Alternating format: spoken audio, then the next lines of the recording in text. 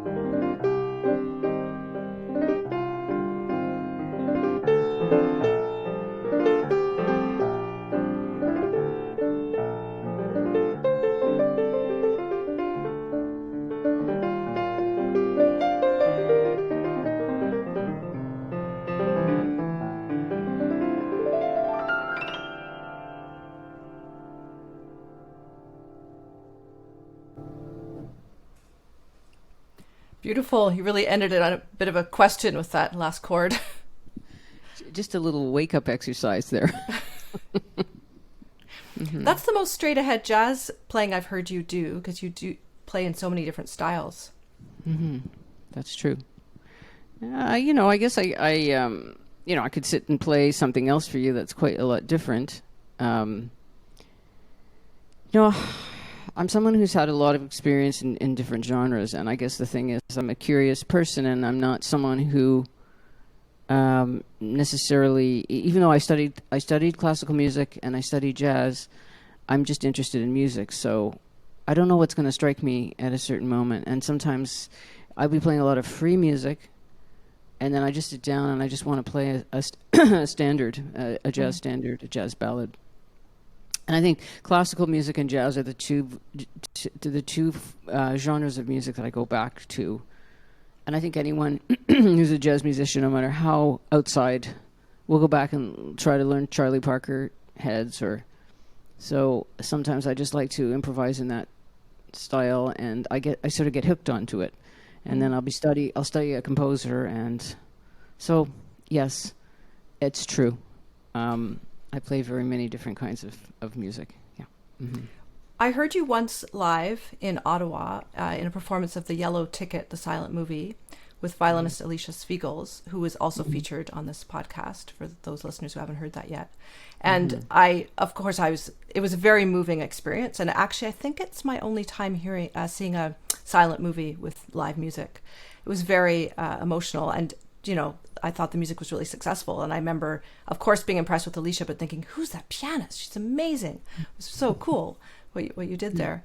And that opportunity, you toured with her for many years with that project, led to you to playing for other silent films as well. Yeah, I'm a passionate film buff. Mm-hmm. I think there are a lot of parallels, and music is a lot about flow, and I think there's a lot of parallels. I just love the arts, and I love all the senses of the arts, and so I'm very attracted to film, and I think I had done some silent, a little bit of silent. I had some interesting experiences with silent film when I when I lived in Winnipeg, which I did for 13 years. I had a chance to put an ensemble together to do a score for the Carl Dreyer 1927 film Joan of Arc, it's a masterpiece of silent filmmaking. It doesn't need any music actually, but. And I did this with people from different parts of Winnipeg, which is a small scene but a very vibrant scene. I put together an ensemble of classical players, folk musicians, and jazz musicians, and spoken word, and we made a score for. And I think I used a sampler with it, like motorcycle sounds. I had all kinds of sounds, and so I had some experience doing that. And I also did that film here. This is before the Yellow Ticket. Here is in Toronto at the AGO. Also, they screened that film, and I had an ensemble of graduating classical musicians from the conservatory, from the Glenn Gould School. And some of them had improvised, but some hadn't, and we created a score. So I had some experience with that. But through Alicia, I met a curator, Alicia Fletcher, who's a dynamo. She's a curator in Toronto, and she called me. And so for the last 3 or 4 years now, at least, I've played silent film score. I've improvised to silent film. And I love doing it. It's very intuitive for me to try to translate, to try to create an atmosphere around the image. And I've accompanied some amazing films and really have an appreciation for silent film. Because usually people, they think of silent film, they think of the Keystone Cops. And it is so much richer, of course, than that. So it was an education for me. But it really is one of those places where I can put my improvising skills to a very in-the-moment experience. And I love to do that, especially, of course, in front of a live audience. Yeah. Something I learned recently, which I never thought of. I've been learning about deaf culture and studying some ASL just as a hobby. And the change from silent movies to talkies for the deaf community was horrible because they were just loving going to movies. They understood everything, and then they couldn't. That's very interesting. True. In fact, the film Sunset Boulevard. Mm-hmm. So Sunset Boulevard is a classic. It's not a silent film, but it's about a silent film actress, Gloria Swanson, and William Holden. And what I read about that film was that she played that film as though it was a silent. So everything she does, all her gestures are silent film gestures. And it's true. You have to speak with your body. So that's true. That must have been quite difficult for the deaf community. Yeah. Mm-hmm. So when you were working with these students, you just mentioned this project from the Glenn Gould. What kind of guidance did you give them to get them to be comfortable with improvisation? Well, I got them to try to make sounds, first of all, and to become more comfortable with improvising, which when people are classically trained, some classical musicians, it's an individual thing, are very comfortable with making things up, and some are not. They're so finely tuned to the page and the interpretation on the page, and it's so demanding. So the first thing was to try to get to the people who are really scared to improvise and to get them to just make sounds on their instruments. And once they started to get more comfortable, then we started to go through the film and to kind of talk about mood. We did it as a collaboration. I really like to work with ensembles in a collaborative fashion.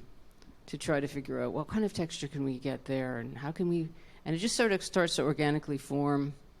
And so we sculpted this. It was more like sculpting this score with different sections. You know, you start to see that there's a rhythm to a film, how it's cut, and you make some decisions about how you're going to interpret the different, parts of the film. I mean, that's a film that's so intense because it has so many stills and such close-up on the face. There's a huge world of what you can do. So I worked very collaboratively, and that's how I've worked in any workshops that I've done. You know, I've been teaching at KlezCanada for a number of years, and my favorite thing to do there is to have an ensemble of musicians.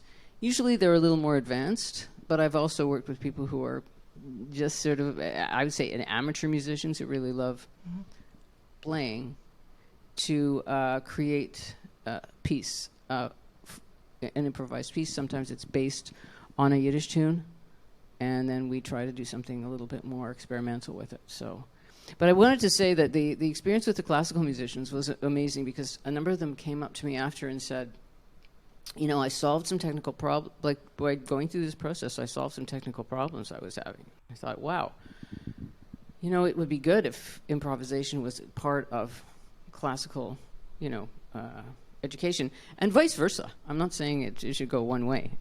I think that improvising musicians also do well to study and analyze pieces, because if you compose or you analyze, I think it does add to an improvisational palette. So, yeah. Yeah, I did a workshop online during the earlier part of the pandemic with both Yoshie Stewart and Alan Waterman. The same idea, and working with classical musicians, colleagues of mine. And I was one of those people who was so scared. So since then, I have been trying different styles of improvisation, and it's really helped me a lot. It's been kind of therapy for me as a glued to the page classical player. Yeah, that's great. Yeah. That's fantastic. Yeah, I mean, you can explore the way people make sounds on their instrument that are not traditional sounds, the extent of the technique. I mean, with strings, well, it's just amazing what you can do with harmonics, with it's such a percussive instrument. Yeah.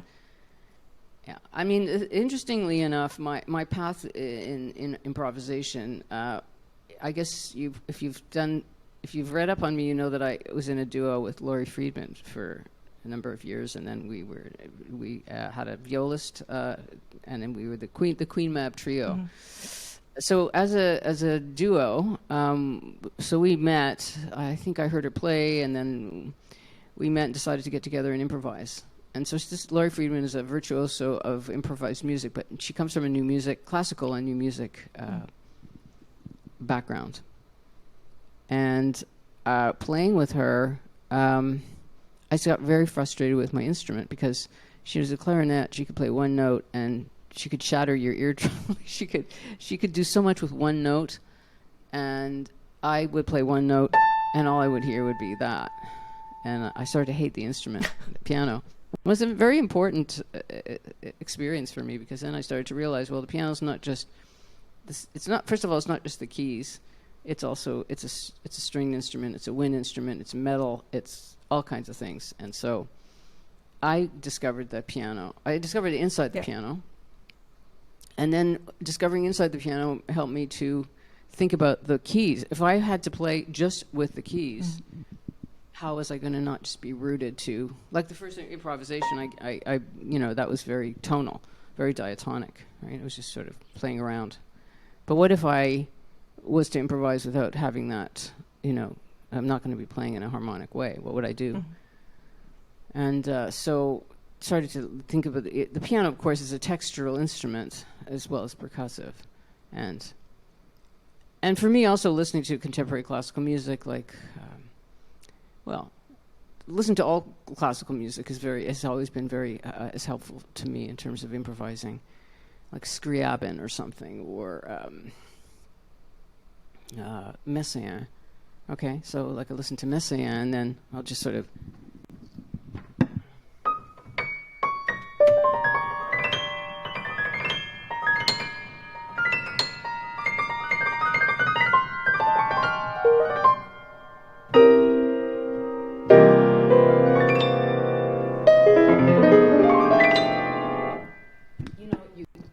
I just understand. Oh, it's gestural for me. Now I'm not trying to imitate Messiaen, but it liberates me to think about the piano as a gestural instrument.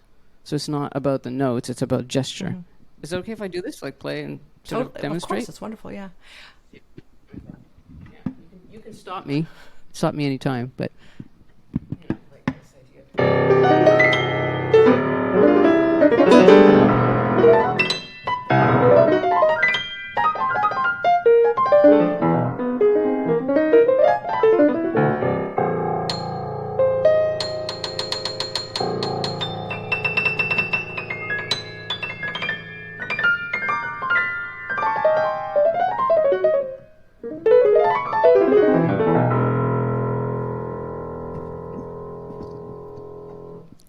That's very liberating for me to be able to improvise that way and not think so much. And even if I'm playing in a jazz context, sometimes I use that kind of gestural playing, and it just takes me into a different realm. And it takes me out of the realm of you can play a wrong note, first of all, because it's not diatonic, it's not a harmonic. And it really opens up.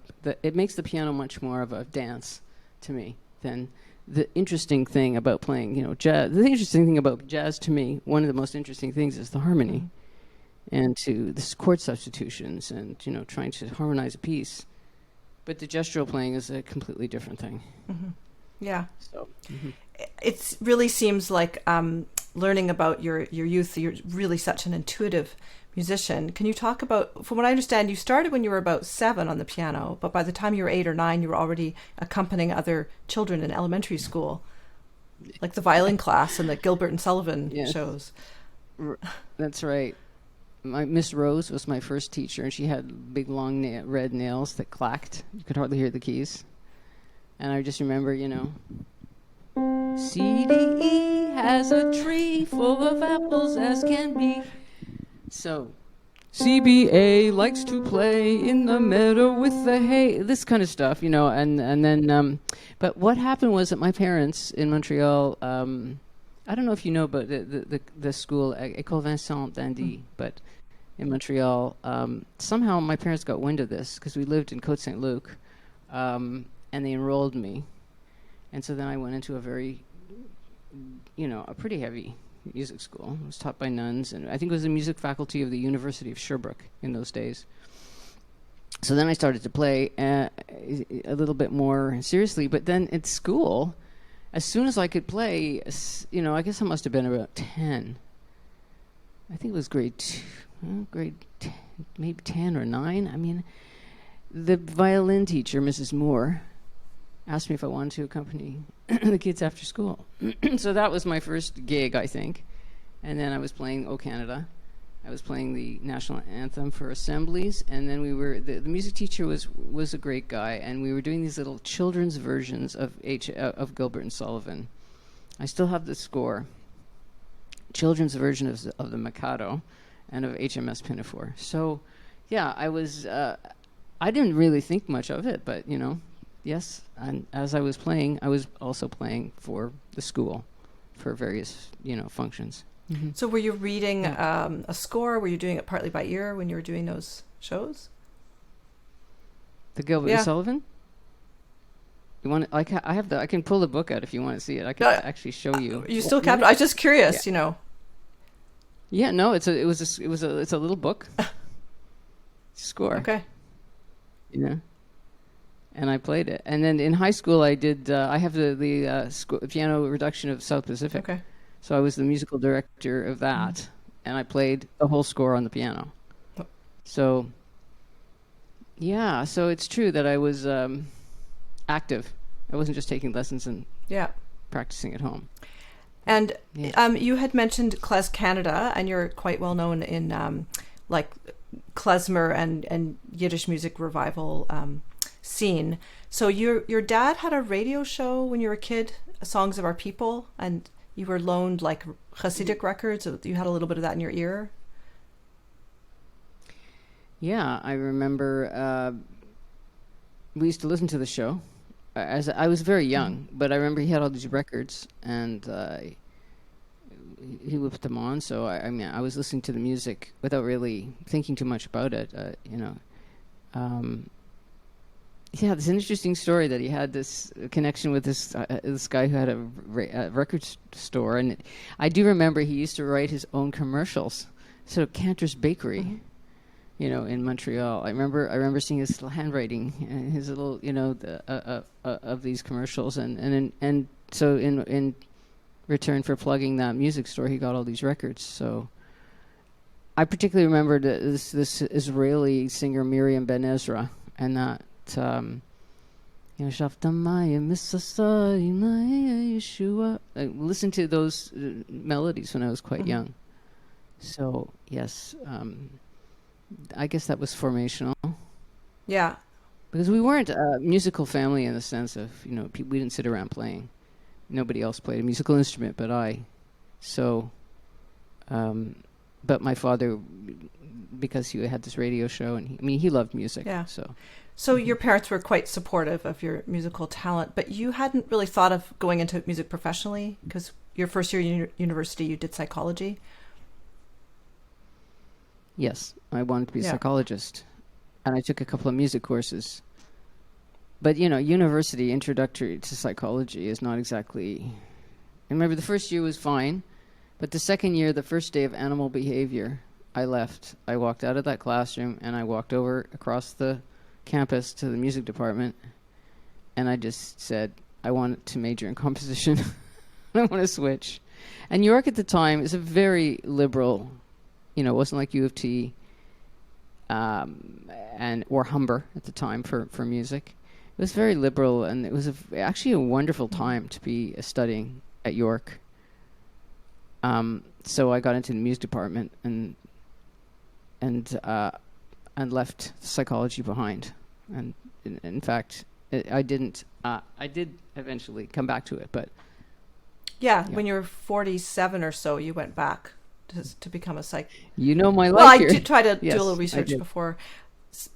You did. You're well researched. Yes. So you're practicing psychoanalyst as well as a musician. Yeah, I am. Yes.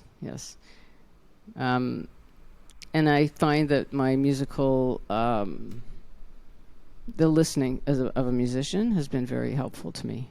And also the fact of, working with another human being, just like working with a musician, even though they're different, of course, in many ways, you never know what you're in a spontaneous meaning making at all times in some ways. So I felt comfortable enough with that through encounters with other musicians that it fit. I actually know a couple of musicians who, were a little bit not so young, and they went back to school during the pandemic to become therapists. And I actually myself considered that quite seriously, because at the beginning of this pandemic, I think our industry was very uncertain in terms of being performers. Yeah. Oh my God. And I think a lot of us felt like we want to help people. So I think it's interesting that, and I think as music teachers, a lot of us end up, can be quite, you're supporting people psychologically, and it's one-on-one. So it's, you want to maybe get some training. Yeah, in some ways, those are the most difficult aspect is the psychological aspect of music. In many, many ways, whether it's fear of playing in front of people, or fear of promoting yourself, or just feeling like you can explore your instrument, or feelings of your own limitations, or feelings of your own, talent, and what you feel is owed to you, or all kinds of things that we work through as musicians. So I think that it's a natural. I mean, for me, it was always something I didn't think I was going to be a musician. That's the irony of it. I thought I wanted to be. I wanted to be a psychologist from the time I was little. That's what I wanted to be. And so, but because music was not incredibly difficult for me. I mean, my parents enrolled me in ballet. That didn't go very well. So they were looking, I guess, for some, which I really credit them. They didn't, they were looking for some extracurricular. And I guess I just took to music instantly. So it's a very strange relationship. It's not like I grew up feeling like, I want to be a musician. Like many of my colleagues, I wanted to be a psychologist. So I think over the years of being in both worlds, both have really fed. Each has fed the other. For me, I feel very fortunate to be able to have both of those. Yeah. I can't always do as much music as I would like to. Mm-hmm. I've had to give up, some, but I continue to learn as a musician. I continue to listen to music, and I continue to play whenever I can. I'm much more discriminate. I have to be very careful with my time and energy, but I think that it's a very natural thing to be as a musician. And of course, the pandemic was incredibly devastating for musicians. I was thinking about identities in terms of, I think most musicians I know identify first as a musician and then as a person almost. And if they can't play due to injury or they're forced to retire or whatever happens, it's just so devastating for so many people. And it's very useful to not have those labels or think of yourself as a person first and then, that you play different roles. What do you think about that, since you, as you say, wear different hats? Yeah, well, I think it's very fluid that we need to, we want to belong somewhere or identify somewhere, and I think it's true. It's funny because I devoted a lot of time to the training, a therapy training and this psychoanalysis training, a lot of time. And I think when I think about the energy, and it is my full-time profession now, but when I think about it, it's like, yeah, but I am a musician, or am I a musician, or am I still a musician, or what makes a musician? Is a musician someone who's always playing, or is a musician something you feel in your body? And what if I couldn't do this? What if I couldn't practice as the therapist? I mean, there's all kinds of things that can happen to us in our lives that take us away. We no longer can do the thing that we thought we were born to do. And how are we going to adjust to that? Are we going to become despairing, or are we going to find some way of living with the loss and continuing on, no matter what it is? So thoughts about that are that our lives eventually do become more limited, and how are we going to live our lives with dignity if that happens? But it's easy to say. I mean, if you need, your living is what's important. You have to make a living.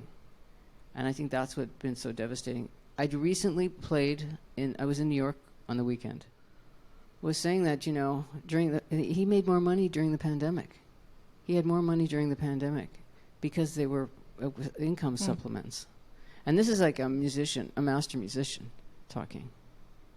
So there are so many, making a living as a musician is so difficult. Period. And that's to me one of the sorrows, that we live in a culture that doesn't, I say sorrows, I could fight harder for it to be recognized, that what the arts contribute to the health of our society and how badly treated musicians are. And in the jazz world, I think about classical, you're a classical musician. If you get into an orchestra, you kind of it's decent, right? You have benefits, you can retire. Is that true? Is that but true? I think there's a misapprehension in society thinking that most classical players end up in that world. That's far from the truth. I'm the extreme minority, right, of people in the classical world. Right. But in the jazz world, there isn't even that percentage of people who have any of that. Well, they teach at universities, so I would say it's yeah. That's correct. And that's not something I was drawn to do. I'm fairly introverted. I don't mind one-on-one, but the energy to, when I teach an ensemble, I got to really muster it. And I can get into it, but I don't thrive. People who teach and love to teach, it's wonderful to see that. But part of my life was that I didn't want to do that. And so it's true. So many jazz musicians, if they get a teaching gig, then they can survive and support themselves and play. And it's also a great place to meet other musicians. I mean, it can be very helpful for a musician to be teaching. But I wonder how many would teach if they had to, if they didn't have to. That's what I wonder sometimes. Aside from it's important to impart knowledge and to, contribute. Because you can't be young forever. You want to be regenerative of your knowledge. But Just because we were talking about the psychological thing. So when the lockdowns first happened in 2020, and of course I'm sure you were busy as a therapist online, I'm assuming, but did you go to the piano more? Did you find yourself playing more because you were isolated? Well, I mean, at the beginning of the pandemic, I was just freaked out to do much of anything. I don't even remember. It's hard to even remember it now. It was so focused on go home and stay home that it wasn't something I reached out. And also, my piano at that point, this piano here, was at my cousin's in her basement, and she had this piano I used to have a studio down at Artscape, and the piano which was wonderful. And then the city, of course, sold or the space for condo development, or I don't know what they did, but they kicked out the artist, which is a very common thing. And so the piano went to my cousin's place with a proviso that I could play anytime I wanted. But when the pandemic happened, I wasn't going to go over there and play. So I didn't have access to this piano for a long time. Or I didn't feel safe, going. We decided no. So I have an electric piano. It's not very appealing to sit and, pour out your heart to an electric piano. So I wouldn't say I did a lot of playing in those early days. I might have listened, though. I'm always listening to music. But how about yourself? Did you? Yeah, I appreciate that you asked. I was terrified to stop. I felt like if I stopped, I might not start again. And so I didn't take a day off in probably 18 months. Of playing. A day off in practicing, you mean? Like a day off? Yeah, just really kept going. And my husband, he's a violinist as well with the same orchestra. And it's not like I'm not a big practicer. I never practiced hours a day, but I just did my thing. And I started obsessively making YouTube videos. So on this channel where this interview will appear, I have over 1,000 violin videos I created during that time, mostly. Yeah. Wow. It was super obsessive of me. And it just was a reason to feel, it was goal oriented. I was helping people out who wanted recordings of various things. I was doing lots of these international masterclasses over Zoom as outreach and made tons of interesting connections. So that really was my therapy. It really, really helped me, all that stuff. And then since I started the podcast, speaking to you, it's just over a year since I've started, and I've done maybe my 45th interview or something. And that's been a wonderful way of just feeling, for me, it's a mission to bring to the world, to show people the depth and breadth of what a life in music is and can be, and to connect with fellow musicians, in a different way. And I started it when we were quite isolated, and it was really wonderful. It's I thought, well, I already have Zoom calls with people. We could just do this sort of thing and record them.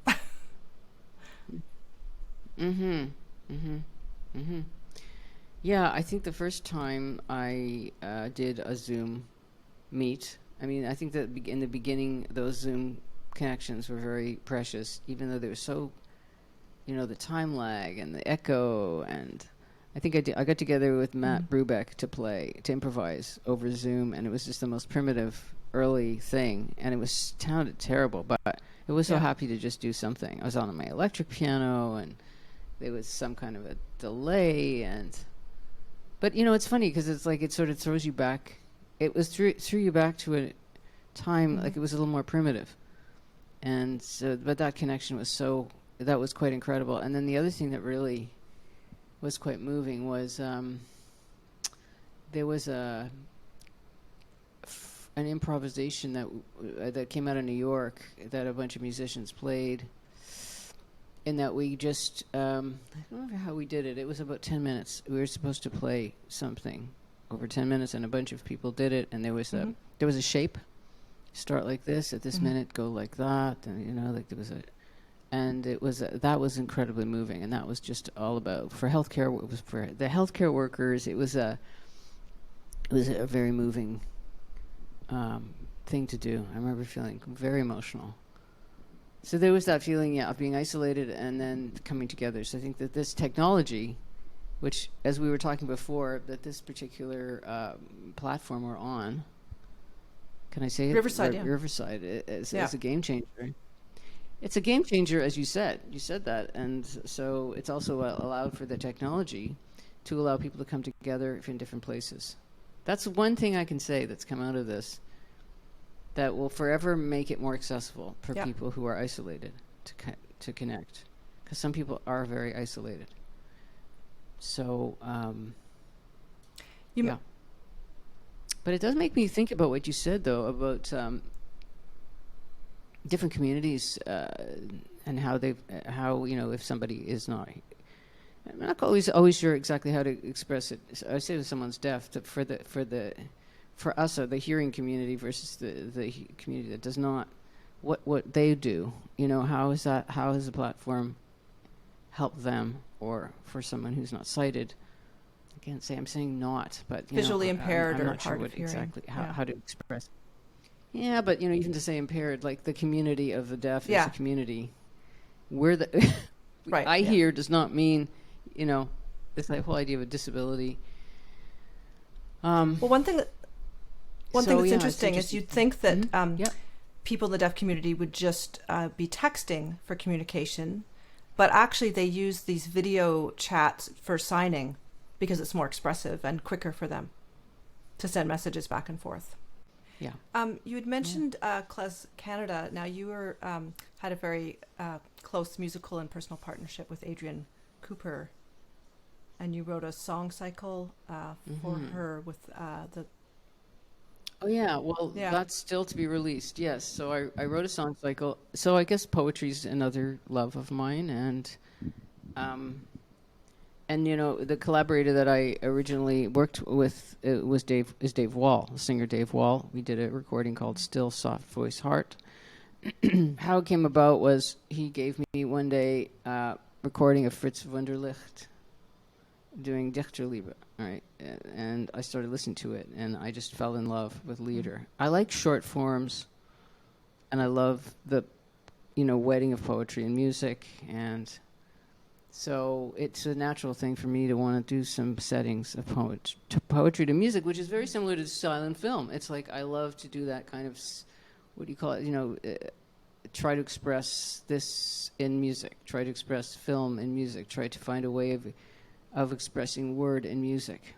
So Adrienne had done some research on Anna Margolin for her dissertation. And I started reading the poetry of this woman, and it was it's very dark, very sensual, very. She was a troubled soul, and she also wrote at a time when women were not exactly. She had to write under I think she wrote under a male name. She submitted her manuscript. She wrote one book. Anyway, I thought, well, it would be great to write some songs for Adrienne of this poetry. And we got as far as we did a really nice demo and at Canterbury Sound here in Toronto. And then when she passed away, I had this demo, and I have not. I'm working on releasing it right now in collaboration with Joshua Horowitz from Voretsky Pass. And it's I don't know if it's a song cycle yet. It's certainly a collection of her poems that I set. And it's going to be called All Silent Things Speak Today. And the style of these pieces are quite varied. Some are a little bit more on the jazz side. Some are a little bit more on the Brahmsian side. There's a piece that's a bit more free improvisation. So I tried as I like to do, because of the scope of what I like to listen to and over the years, the distillation of all the styles that I like into my style, this collection of songs is quite varied. And Adrienne's voice is just magnificent. She sings. So that should be out by the end of the year. Mm-hmm. It's going to be a limited edition CD. And the proceeds from it are going to go into the Dreaming in Yiddish fund. And Dreaming in Yiddish, I don't know if you're familiar with that, but when Adrienne passed away, her daughter so Sarah Gordon and Frank London and Michael Winograd started a floated the idea, sort of the idea of having a memorial concert once a year, and to give an award to someone who's creating something, or has created and contributed to Yiddish culture. And then I joined the group, and we've done over 10 concerts. So that is, and we call it the Dreaming in Yiddish. It's a Dreaming in Yiddish yearly concert. And so the proceeds from that are going to go to help, just again, to support artists so that they can work. So one artist gets a cash prize every year, and then can work on a project. So that's really a wonderful thing, and I want to contribute with this recording. So the recording won't be available for streaming, like on, or? Well, I could sort of talk this through with you. It will be, but I want it to be a collector's item. Yeah. Nobody uses CDs anymore. And in a way, if I put it out in streaming, I want something I hold in my hand. I want something that I've kind of, I want the cover.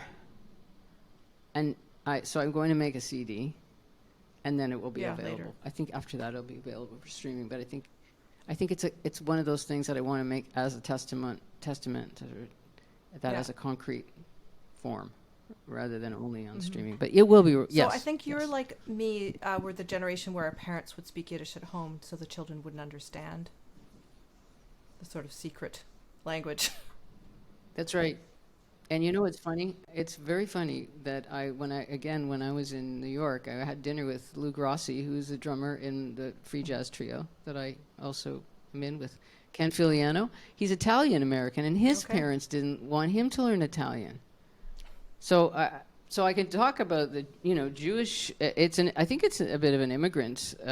On one hand, the immigrant parents come and they want the kids to kind of assimilate. They want them to be Canadian, or they want them to be American, and they're different. I mean, every culture has so many differences, and every family is so different. But I don't know if they didn't want us to stand out. But also, I think they wanted a secret language. I think they wanted to be able to talk without us understanding what they were saying. Yeah. And of course, it backfired somewhat. I remember these phrases like, is nicht for sie? Almost anybody could figure out what that means. It's not for them. And it would be like, if they said that, it means something you want.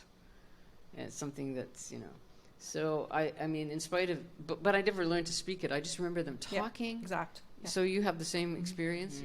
Yeah, I'm reading right now the Books of Jacob, which is by Olga Tokarczuk, and it starts anyway in 1700s in Poland, Lithuania, and sort of understanding a little bit more about the empire, the Polish-Lithuanian Empire, and how big it was. And of course, the Jews were there and welcomed there, and there was, at a certain point, and then of course, not so. I was very fortunate in when with Adrienne, I traveled and performed with her quite a bit. I mean, my world really expanded through knowing her, and that's how I became part of the scene in New York. It's so important and precious to me, and the friendships and the collaborations that have come out of that. But we went to Warsaw, and then when we were there, we played at the Singer Festival, which is a festival of Jewish music in Warsaw, which is already kind of like amazing. And they provided a driver and went to my mother's hometown, which was unbelievable. And we went to the cemetery and saw the graves that had been knocked over and that they were just starting to restore. And just having a sense of what that might have been like, which is impossible to know. Similarly, I've been to Kiev and to Moscow and had a chance to go and meet people who didn't leave. Like there were many people in the Soviet Union, of course, at the time, and who didn't leave, as my parents had in the early part of the century. So these were not they were not the Russian, side of it. Were not. A lot of those people obviously survived, did not, go to the concentration camps. But Ukraine was a bit of a different story, but still unbelievable to meet people and their experiences, as opposed to my parents who came and what their experience was like. I mean, how they came when my mother was 3 in 1926, So during the whole Holocaust, during the whole war, she was just a young adult. And what they knew and what they didn't know, it's kind of that's a very strange thing to be here as opposed to there. And, your family's already all here because they came before. Yeah. They just came just before my mother's family, just before. So, yeah, it's mind-blowing. It's mind-blowing. And going back there is mind-blowing. And I know there are many other people who've had that experience, both families who are survivors' kids and those who were fortunate enough not to have gone through the Holocaust in that way. We had talked a bit about your Jewish music connection. Would you be willing to play something for us? Sure. Yeah, okay. I don't know what I'll play. Let's just see.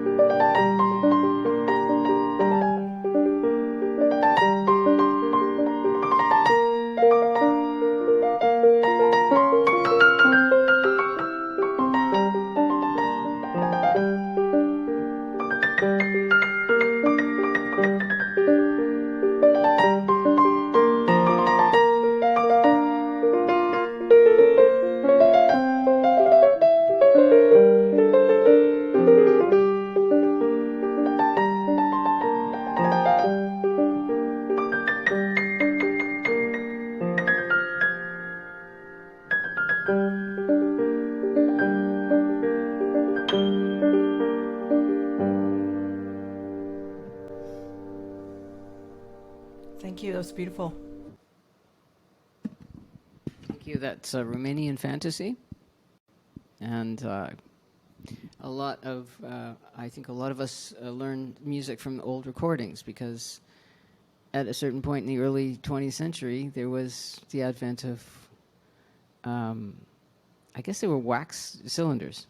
And so during this Yiddish revival, it was what was key and important was the rediscovering of these cylinders, and then they were put onto cassette tapes. Kurt Bjorling from Brave Old World fame, which is a very well-known, amazing klezmer band. He was quite instrumental in putting these recordings onto cassettes and CDs later, and so a whole generation of musicians could listen to the original recordings of these tunes. Original as in, the first time they were recorded. I wanted to mention, I love your album, The Piece is Broken, with Yoshie Fruchter. Really, I enjoyed that album a lot. Yeah, I mean, that's the other sort of aspect of the continuing of coming together of all the influences into what I actually want to write. And that's the beginning, that duo. That's our maiden recording, as they say, our debut. And that's both of our compositions that are not traditional, but that have Yiddish inflections and interpretations. Yeah, and there's one of those tunes that's called Ozharov, which I wrote for my mother's hometown. Yes, that's right. The Piece is Broken. Mm-hmm. Yeah, he's an interesting musician too, Yoshie. I was it's interesting getting to know. Interesting musician. Mm-hmm. And a great human being. A lovely person. Yes. Yeah, we had the opportunity to play together a couple of times, and then, as musicians often do, let's go into the studio and lay down a few tracks and see what comes of it. So that's a collaboration I'm looking forward to playing a lot more with him. Yeah. I just wanted to circle back to your education at York University, because you studied the mridangam, South Indian drum, when you were there. Yes, I did. I did for a couple of years. I mean, I didn't, I was not a serious devotee, but it was Trichy Sankaran who was, the mastery of that in terms of Indian Carnatic music it's one of the, I would say, the highest forms of music. Yeah, and so just the experience of being around somebody who's so, I don't use the word incredible because it seems like a dumb word to use for someone like that. But, when you study with a master who's really devoted so much of their life and has mastered and that instrument, I like a simple instrument with which people do incredible things, like a tabla is another instrument like that. The speaking quality of it. And I loved listening I really like listening to Indian Carnatic music a lot. So I think the thing about my education that was so fantastic was that York was not, and this has sort of probably shaped me as a musician. I went there, I studied jazz. I studied classical music with Reginald Godden, he was a very well-known pianist in his day, classical pianist, and he was a Bach scholar. And I think he knew Glenn Gould, he knew Harry Summers, they were all, buddies. And and I studied Bach with him. And I studied mridangam with Sankaran. And I took courses on ethnomusicology and ethnomusicology. And I took a course, one of the greatest courses I took was Music of the Americas, in which we were sitting and listening to Hopi, songs and Cuban, Afro-Cuban music, mambos, and then music from the 20s. And it really opened up my ears to music. Ethnomusicology, which is, it's fraught in its own way, but the idea that there's no limit. It's such a bridge, such a cultural bridge. And so my appreciation, when I think about what I've got in my library sometimes, and if I just sort of shuffle things around, the stuff that comes together it's quite I just love the cornucopia of sound. And I think York was responsible for really opening up my ears to music of the world and giving me a sort of a basic starting point of how to listen to music, what I'm listening for, the sound ideal, for example, of the voice. All kinds of different ways of listening, you know. So, in terms of mridangam, I just remember sitting at these concerts and, like the tala, getting the tala, which is the time, the way the beats are divided up, and just sitting there with people and listening to the music, with consciousness expanding. Did you vocalize the rhythms a lot? Mm-hmm. We had to, I think it's called solkatu, where you have to, you learn to articulate. There are different syllables for the different sounds that you make, and you learn to say, the pattern. Yeah. And it's incredibly fast when it's done. When you hear people, you hear this in concerts all the time. Somebody will then start to vocalize what they're playing. And it's considering a music, it's not harmonic music. It's a music, and that is not a limitation. It's not a limitation at all. I mean, that's what every music is its own. The sophistication of that music is beyond, and the improvisation, the quality of improvisation. And I listen to WKCR, which is the Columbia University radio station, which I think is amazing. And they have Indian music concerts. There's a couple of shows, and I've been listening to recently, and just blows you away. So, yeah. Mm-hmm. Yeah, I was going to mention that because, as a pianist, and a lot of what you do is so harmonic, and then to do this music that's about rhythm and melody and a completely different kind of improv, it must have been, so different. Mm-hmm. And the other music, another music that I've been very, very, very fortunate to play, which really is a piano music, is Montunos and Salsa. So, because when I lived in Winnipeg, there's a guy there, Rodrigo Munoz, who's from Chile, and he started a salsa band. And so I was playing piano in that band, and I really got into the music. I'd always been into Cuban music, and in fact, at York, that was what I did my first sort of thesis on, was American Cuban music and how it influenced American popular music. And there I was playing salsa, and for a piano player, it's brilliant because you're basically one of the rhythm instruments, and you play these montunos, and I could have spent my life doing that. I could have spent my life playing that music. It's so incredible. And you played with Jane Bunnett for many, many years. Oh, yes, I played with Jane. That was another experience. I met Jane in Toronto. We were both studying jazz. We became friends, and we kind of put together this little duo. We used to play in restaurants 6 nights or 5 nights a week, and I learned the repertoire. That's how I learned a lot of jazz tunes, playing with her. And then her and her husband Larry Kramer had been to Cuba, and they started to do all these, their lives completely changed, and they started to become involved. And it's incredible what the musicians that have been in the bands that she's led. Anyway, in '97, I decided I wanted to do a recording. I had a bunch of compositions, and I thought Larry, who's a great producer, I wanted him to produce. And he listened to the tunes and said, "Why don't we go to Cuba to record them?"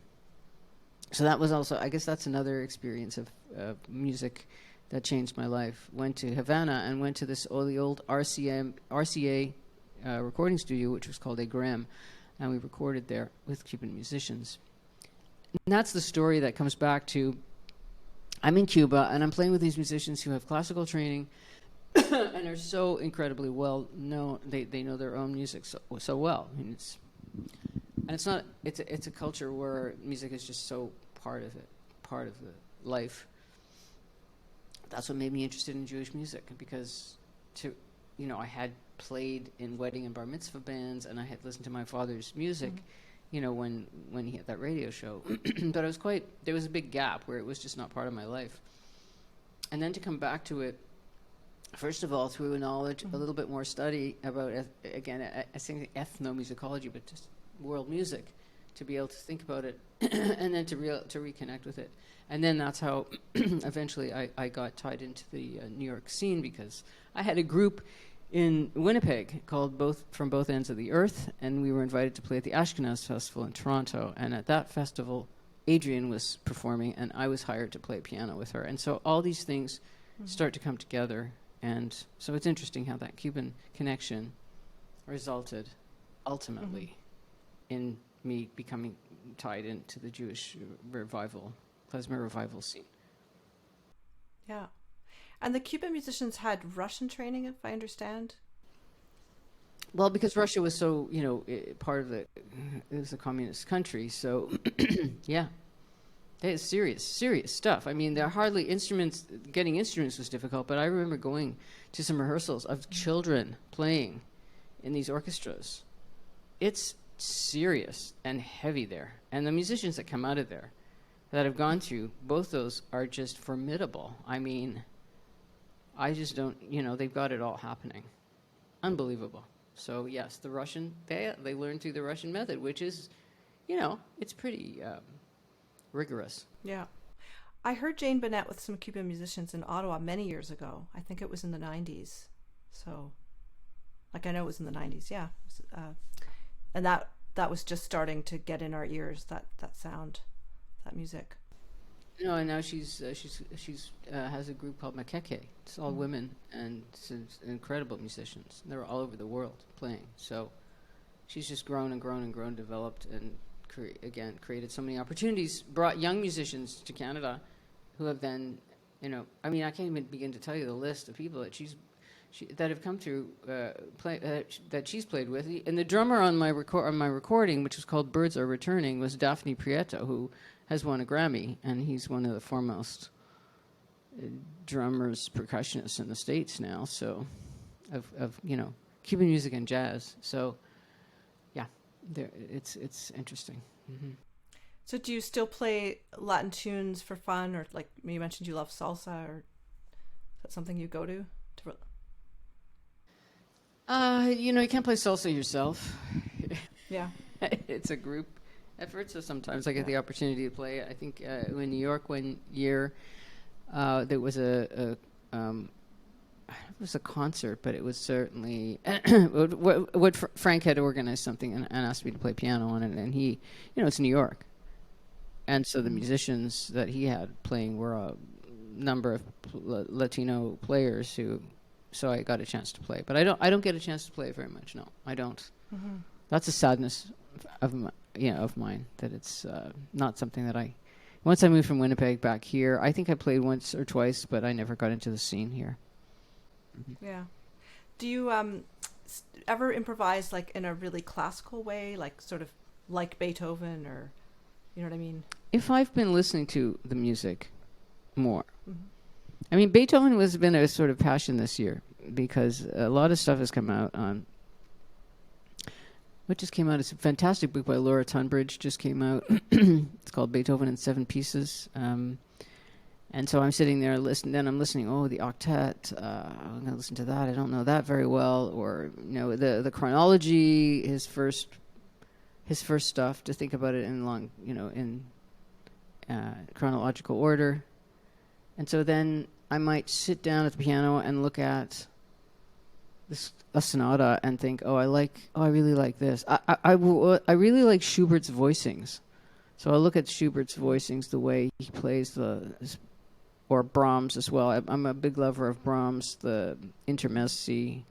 So I'll be looking at, if I'm playing them, I'll start to try to figure out what is it what's he doing here that I think that could be interesting in what I'm doing and what I'm not doing. Like, how can I, you always want to try to expand, to get out of your comfort zone. So what is this about that I would never do if I'm improvising? And is there some way I can incorporate something, an intention, not the notes, but the intention, like especially, the left hand, because I don't have the biggest hands in the world. So, if you're playing Brahms, you got to stretch them pretty far. So, or if I'm playing Bach, which is I play the fugues and preludes. If I have no time, that's what I play. I played it during the pandemic. That's all I played practically, was Bach. Because Bach is the kind of music for me that just, it's like a brain massage, and it never bums me out. It's Baroque music is really great for just like the way it fits together. It's so satisfying to me. It just lifts me up. That's one music I can almost always listen to. I can't always listen to Rachmaninoff. That's for sure. Whoa. But I can almost always listen to Baroque music. And so with Bach, if I'm playing and then I'm start getting aware of the voicing, the voices, and don't think about things vertically when you're playing jazz. Don't think about chord to chord to chord. Mm-hmm. Think about it as moving voices, just like Bach. And you have a very different visual, a very different conception of how to play, especially with piano, which is moving voices.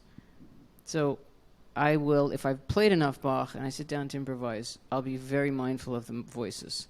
And in one of the pieces on that Romanian Fantasy album, I did a kind of counterpoint. It wasn't a formal counterpoint, but it had a counterpuntal kind of feeling in terms of that. I'm very conscious of voices moving, So I would say that's how I would adapt and improvise in the style of, a composer that I'm really fond of. Shostakovich Preludes and Fugues are really favorites of mine. Messiaen, which I find incredibly hard to penetrate. This music there's just so much. It's like saying Africa.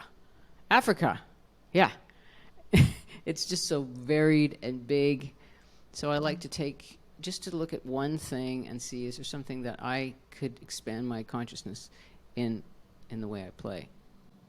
Yeah. I'm a big listener to classical music. I listen all the time. During the pandemic, one of my favorite things, it was to listen to the BBC record review. And so where they have a piece of music and some expert comes in and talks about all these recordings and picks their recommended recordings. I don't know if you're familiar with that show, but it really expanded my horizons. And so I go back to classical music a lot for food. Yeah. I was thinking the type of therapy you do with people relates, if I understand, to the unconscious quite a bit. Well, I think we all try to protect ourselves in the pain that we experience in our lives, and sometimes when that pain is too painful, we try to find a way of putting it somewhere where it won't cause us pain. And one of the ways of thinking about the unconscious could be that way, that we kind of put things go underground, and they emerge in ways that we're not really aware of. Yeah. The unconscious is somewhat of things that are happening that are out of awareness. And another way of thinking about it is childhood. As a child, there's no inhibitions. So whatever you think, whatever you feel, and those feelings that you have sometimes go underground as well. And then you become an adult, and you never kind of work through those early feelings. So, yeah, I think there's many ways of thinking about what that word means, but certainly stuff that's going on outside of our awareness, but that is impacting our lives, and sometimes in a very destructive way. Maybe that's a good thing to try to make meaning from and understand and explore. So I'm guessing it was much better for you to go back to study to be a therapist later in life, as opposed to if you'd stuck with it in your 20s. I don't think I would have had a whole bunch to contribute as a therapist in my early years. Yeah. But I know a lot of people and through the training that start to train when they're you can't really start training to be a therapist when you're 20 easily, I think. I'm not saying that you can't be very helpful and do something, but I think that this is the one profession that a maturity adds, as long as you remember what it's like to be younger and not just see things from your own age all the time. It's the art of like empathy, which is to try to put yourself in the other person as much as you can, to try to imagine what someone else's experience is. So I think I'm grateful that I waited. Yeah. And I would have rather do this than have been a psychologist and then started studying music than the other way around, for sure.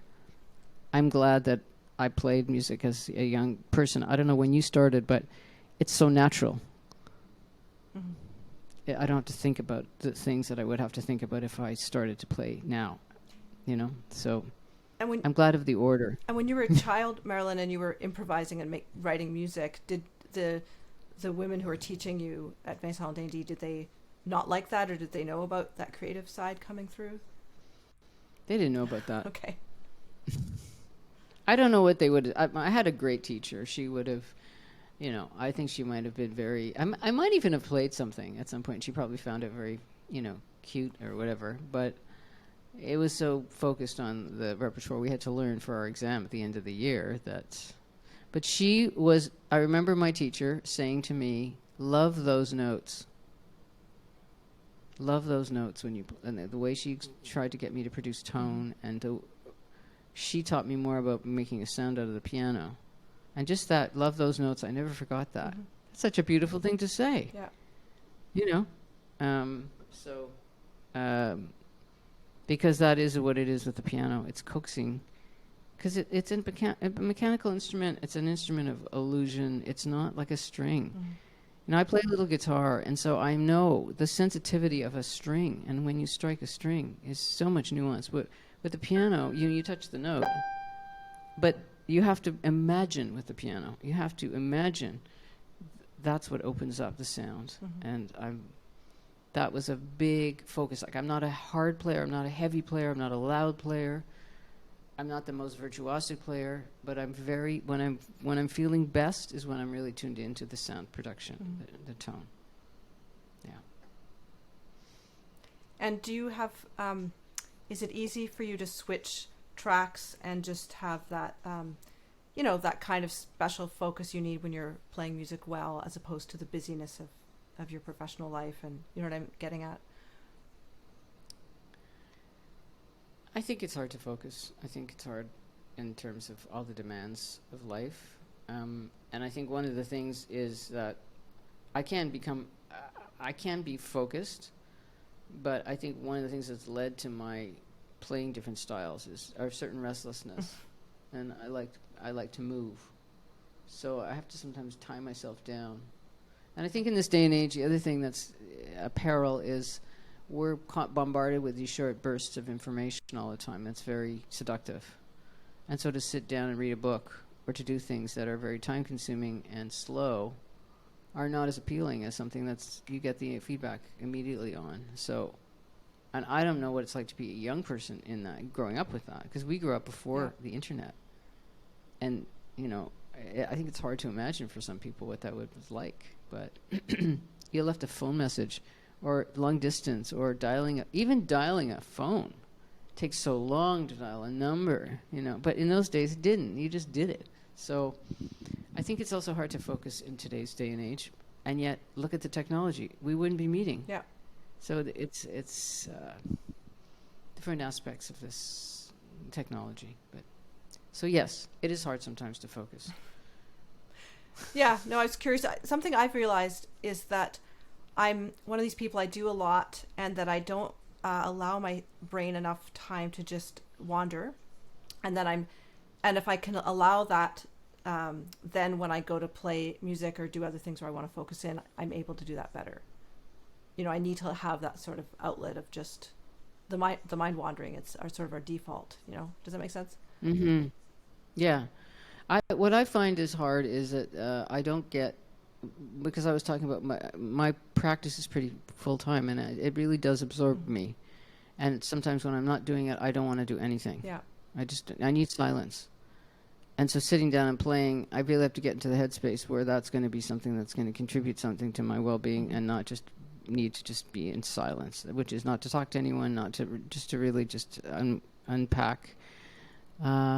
So I think the thing that I remember about being a musician is, anyone who freelances has to learn how to do that, because it's your time is your own, and that can be really, you can put things off. And if you're a procrastinator, your time is your own. So in a way, it's hard to structure. I have an hour. I'm going to practice for an hour and get into anything creative. And I remember liking the stretch of time. You have to come back and you have to learn how you're creative. Maybe I have to do it in 10 or 15-minute chunks and get up and walk around. I'm not someone who can sit there for 4 hours and do that. It's just not me. But in order to do that, I can't be scheduling creativity. That's the hardest thing to do. Mm-hmm. And some people can do it, but I can't. I need the time. Unless something's happened that's absolutely compelling, that I write something, that I write some music and I have to, and then I'm just drilled onto it. Or if I have a gig, right? If you have a gig, then it's great. It's so structured. Okay, I have to practice the rehearsals tonight. That's where having a regular musical gig is so fantastic. And I remember any theater stuff I've done has been just, it's so focused and so intense, and that's all you can do. And it's not, that in some ways it's very calming to have that. I don't know about you, because, when you have to learn this music for the rehearsal, there's no question, right? You're doing it. Okay. I wanted to thank you so much for your time today and your wisdom and your beautiful music. It was really beautiful to hear you play. Oh, it's a pleasure for me, and it's nice to talk to you. And I'll check out I don't know when I'll be in Ottawa next, but it would be great to hear you play too. And thank you for doing this. I really appreciate it. Thank you. Okay, great. My life is so enriched by getting to know these incredibly inspiring creative guests and their perspectives on their lives in music. Please follow this podcast and sign up for my podcast newsletter to get sneak peeks for upcoming guests and find out about newly published transcripts.